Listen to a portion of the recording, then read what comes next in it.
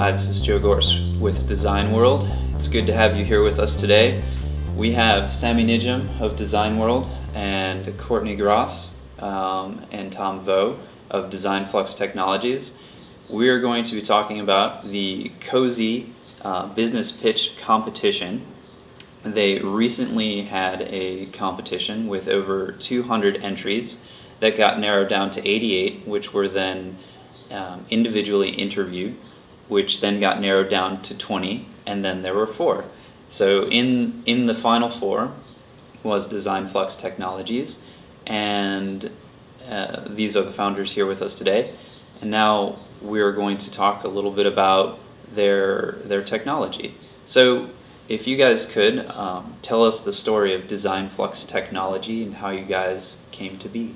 Sure, definitely. Well, the story really started with us about 1.5 years ago, and what had happened is that both Tom and myself were busy doing research in the area of battery management, just focused on the research, not thinking about business at all. We both come from an engineering background, so business wasn't really something we were thinking about. But one of our advisors came to us and said, hey, there's this business competition. It was the Launchtown business competition from Akron. And he said, I think it would be great if you guys just tried this. A lot of people had heard about what we were doing, and they thought that it would make a great business idea. So that's really how we got the idea, well, maybe this research that we're doing could be a great business idea. So that's really how we got started.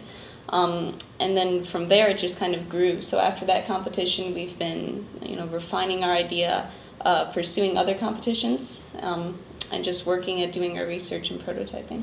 So tell us a little bit more about that research. What specific things had you been tasked to do? What was your hypothesis, if you would, and that type of thing? Mm-hmm. Sure. Well, basically, when you're working with battery packs, some of the things that we were looking into is if a battery pack is used incorrectly, basically, it will allow it to, or it'll make it last a lot less than it was meant to last for. Like for example, it was supposed to last 2,000 cycles. It only lasts maybe 400 of those cycles if not properly protected. So our advisor actually works with large battery packs all the way up to, he actually works at NASA, and he worked on some of the International Space Station battery packs and modeling for those. And essentially, he did models and predicted that this is how long the battery is going to last, and with proper protection, like I said, they'll last the whole lifetime that they're supposed to last. I see. So NASA was really the instigator of this need, this drive, and this research. Is that fair to say? Initially, yeah. And it kind of through that, now our advisor is well connected in the battery community in Ohio. So other people come to him when they have problems. And so one of those people was a local electric vehicle company named Myers Motors, and they were having problems with their battery packs. And so they came to our advisor and said, hey, we have this problem. Would you have the capability to come up with a solution for us? And so that was really a battery management solution. And so that was one of the first projects that I started to work on, was the battery management system for those batteries. So that was really the start of the research, and I know that Tom worked on part of that project too. So that was just one of the issues where a local company came to the university looking for a solution. So that was really the first indication that we had that there was a need for products like this. Great. So there was a market drive. So let's dive into the business. So tell us about your target market, the market cap potential, product availability, pricing type, lead time, those types of things. Sure, but really what we're looking at right now is the battery manufacturers, because battery manufacturers, batteries in general, are really the core of the alternative energy industry. So alternative energy applications, whatever they may be, so you could take solar, wind power, electric vehicles, at the center of all those is really a battery pack. So you need to be able to store that energy. And so as Tom mentioned, the problem with batteries is that, over time, because of differences in cell chemistries and they're manufactured, some batteries will become more charged or discharged than the others, individual cells, what we're talking about. So if you have a large battery pack trying to store energy for solar panels, say for instance, you're going to need a management system on that. And so the problem is that there are other people out there doing this right now. So we talk about the battery market is projected to be about $60 billion by 2015. And it reaches out to other markets such as solar and wind, which are kind of adjacent markets that are over $300 billion. So there's really large addressable markets out there. But with us focusing on batteries, specifically, I think that as far as lead time for our product goes and how long it's going to take us to get our product out there, we're still in the research and development phase right now. So although we have projects that we're testing our prototypes on, it would probably take us about maybe another good year of research before we could get it out there. Sure. So just as a rough order of magnitude, how long has it taken to do the current project with that commercial? Was it Myers? Mm-hmm. Sure. Well, that started, let's see, probably about maybe 2.5 or 3 years ago that project started. And it really only took us about a year to come up with a pretty good solution for them. So early prototypes of what we would call our product, very early prototypes, are actually in a lot of their vehicles that they've sold.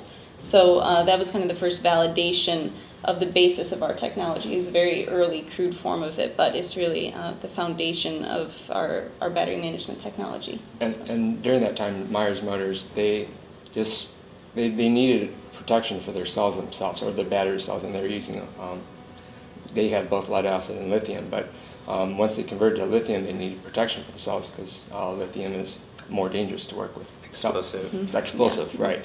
So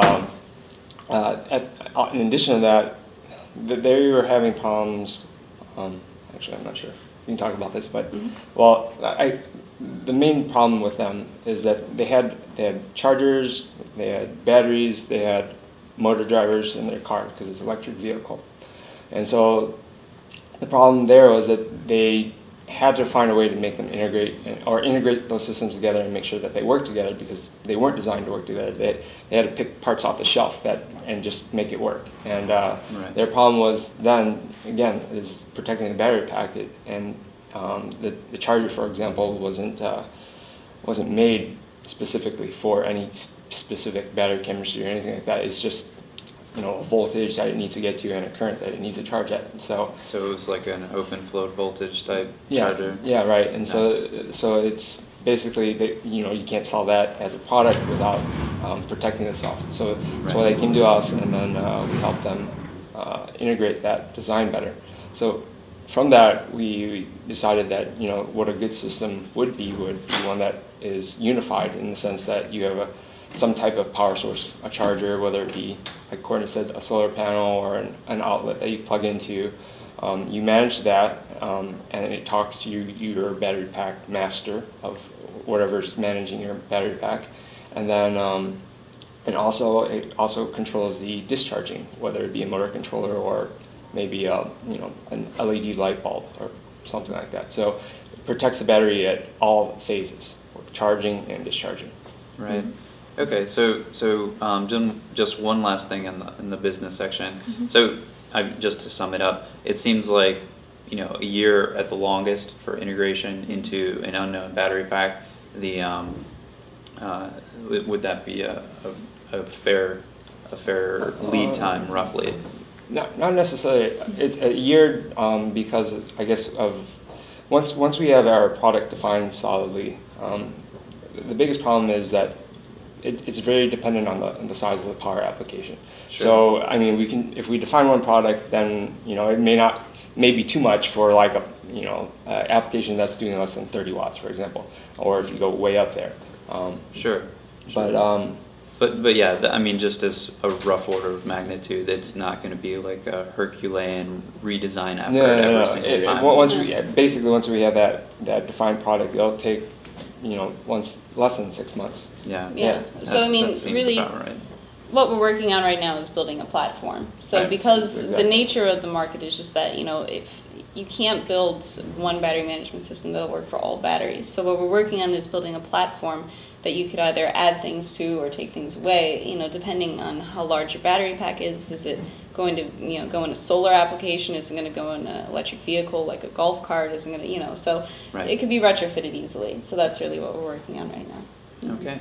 Well, Sami, why don't you take it away on the some of the power conversion topics? Yeah, so it seems like you've got a lot of, or one of your main applications is renewable energy. So you have a wind turbine, wind picks up power, your power source becomes available, wind dies down, your power dies, and you're trying to charge or you're storing energy through these cycles.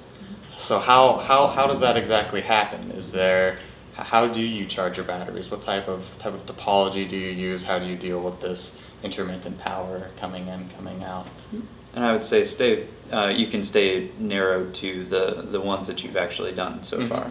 Okay. Well, for example, with a solar panel, it is dependent on the application. But like for example, the one that we're working on now, it has a simple buck converter on there, and it monitors the solar panel and tries to get the maximum power out of it. It's maximum power point tracking is the idea that we use there, because then you get the most energy into your battery pack during the day.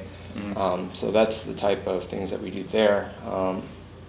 With a charger that we worked on that plugs into an outlet, that one's just a synchronous a buck converter as well. So our packs never have been higher than the source, so we never had to boost it per se. But so that's a type of topologies that we use. Okay, so if you have a battery pack, it's got multiple cells in it. How do you keep each cell balanced? I guess that's the right word. So the battery pack lasts the longest. Do you do separate fuel gauging on each cell? What do you do right that other people do wrong? Sure. Well, it's on a couple different levels. So the first thing that we start with is we do individualized management for each individual cell. And so, and when you get into the actual technology about what we do that may be better than somebody else's, we employ these modeling techniques. So using, a microcontroller. And through that, we could actually learn how the cell performs over time. And from that, then you could predict what the cell will do in the future. So that gets down to being able to predict cell failures before they happen. And so that is on the cell level, not just looking at the entire battery pack. It's for each cell. And then from there, we also have the capability to communicate that information wirelessly back to an interested user. So the owner of the battery pack could see, on the internet or on a website, hey, cell number 139 has had a failure or something like that. So. Okay. And through those models, we have basically a damage rate sensor, you can call it. It allows you to kind of, if the battery pack is being used, or a specific cell is being used incorrectly, you can kind of tell or accumulate that and say, this battery cell was used improperly and it is getting damaged, and you can kind of use that as a predictor of the overall life of this, of the cell. Yeah, Okay. and so, other people that are making battery management systems, a lot of people do individual cell monitoring and different things like that, but some of the features that we boast of are accuracy with the models that we have, and then just also the fact that what we were talking about before, the power coming in, the maximum power point tracking, if you have a solar panel, the buck or the boost converter, it's the fact that it's all in one system working together, whereas normally, if you want to set up, say, a solar panel with a battery pack, you had to go out and you had to buy different components and try to interface them. And so that's kind of another one of our advantages, is that we're putting it all in one package so that it's designed to work together. So you don't have to, it takes out the guesswork of, if I buy this maximum power point tracker, how's it going to talk to my battery management system? And usually they don't talk to each other, and that's a problem. So that's really what we're looking to do with our product. Okay. And what type of modeling tools do you use to verify the accuracy of it? Well, we basically, we get data from the cell being used over a cycle, and then we, do various things to get various parameters of the cell. We actually use a linear squares, least squares model. So we have a first principles model of the cell, and then we fit, based off the data that we get from the cell, we fit parameters so that the cell, basically its parameters are captured through the data and comparing to the actual model that we've gotten. And then, so doing so that, I guess stepping back, we also use an observer or Kalman filter, whatever you want to call it, to monitor like the voltage of the cell, for example, as feedback into our model, so that it's very precise and accurate. So it's constantly feeding back corrections to our model to allow the cell to have accurate state of charge estimates, state of health, and state of life. Okay, great. All right. Well, that was pretty comprehensive. So with the batteries that you guys have handled so far, just what kind of chemistries have you seen, like lithium, cobalt, and I mean that's kind of the old school battery, laptop battery type stuff. There's the newer ones. So Phosphate right now. oh right, the phosphates. Sure. And then of course lead acid and all this type of thing. So what have you guys worked with so far, and are there any particular ones that it wouldn't work with? Any caveats? Sure. Well, we've primarily worked with lithium iron phosphate batteries, but we've also done some work with actually nickel zinc batteries, and it would definitely, we haven't done work specifically with lead acid, but it'd be very applicable to lead acid. So I wouldn't say that there would be a particular chemistry that we absolutely would not be able to work with. It's really Right. kind of a form factor thing. Right. And also components may change, values may change, the model, of course, would change. It's very dependent on chemistry. So the details would be different, but the overall main basic concept would be applicable to, I'd say, venture to say, just about any chemistry you could come up with. And I mean, right now we focus more on lithium-based because, like you said, some of them are really explosive, especially ones like lithium sulfur and lithium polymer. But like lead acid, it may not need as much management, but we found that although, what people tend to do is overcharge them to balance them out, but still that is not the most, practical way for large battery packs where you get multiples and strings, so they still get damaged in some sense. Right. So there's some what is it? Some electrode degradation and Right. hydrogen generation. Some and, gassing of the electrolyte inside it. Right. Okay. So you guys made a claim in your pitch, which I just have to give you a chance to clarify. You said that 4 times the battery life using your technology. So just to explain that claim. Sure. Well, essentially what we mean by that is not necessarily that you're going to take a battery and all of a sudden it's going to last 4 times longer and you're never going to have to charge it. Really what that means is what we're doing is we're optimizing battery performance. So typically if you have, say, a lithium iron phosphate cell and you put it out in the field with no management system, although on the data sheet it may claim a particular cycle life, if you don't have a management system on it, if it's not being optimized, then it's not going to reach that optimum cycle life.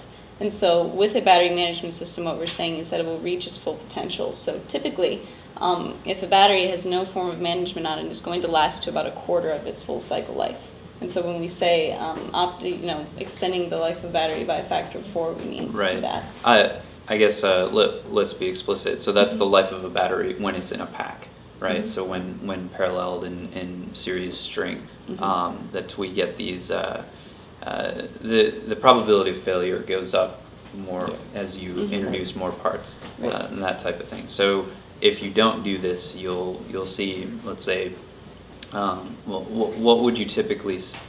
So what you're saying is that you'll get 4 times the battery pack life if on a managed battery pack versus one which is not. Correct. Okay. Correct.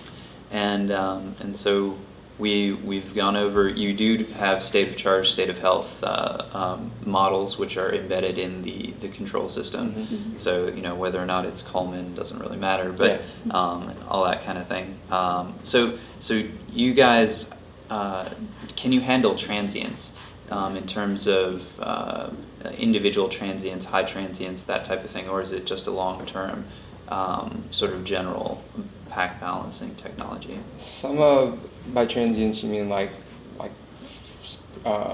peak currents or surge currents and stuff like that? Yeah. So one of our applications that we did was a electric bicycle.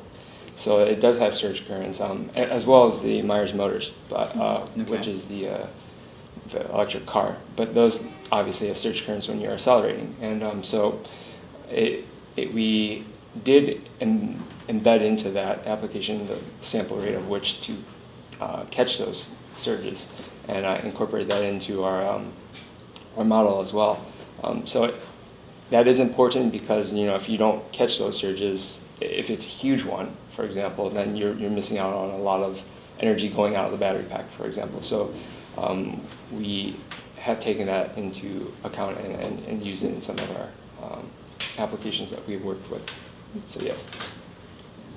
And like I said, with even if our model, our predictions get off, what I was saying before is that we use feedback from actual data from the cell that we measure from the cell in order to correct our model if it does get off. So it's always correcting the model, I guess, to make sure that the estimates that we have are accurate. Right. Okay. So there's some safety factor and all that kind of thing. All right. Well, I believe that is everything. So this is Joe Gorse with Design World signing off. Thanks so much for coming in, guys.